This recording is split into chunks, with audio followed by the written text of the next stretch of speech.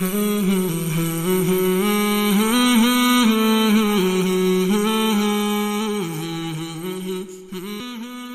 بخاری حدیث نمبر 29۔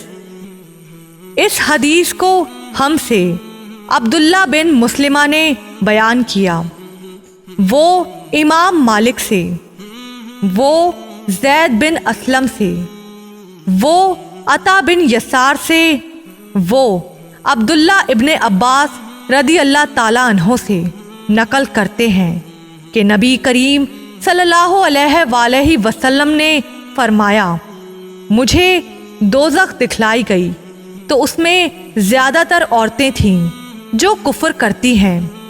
کہا گیا، یا رسول اللہ، کیا وہ اللہ کے ساتھ کفر کرتی ہیں؟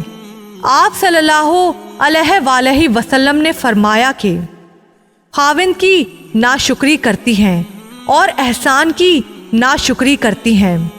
اگر تم عمر بھر ان میں سے کسی کے ساتھ احسان کرتے رہو، پھر تمہاری طرف سے کبھی کوئی ان کے خیال میں ناگواری کی بات ہو جائے تو فوراً کہہ اٹھیں گی کہ میں نے کبھی بھی تجھ سے کوئی بھلائی نہیں دیکھی۔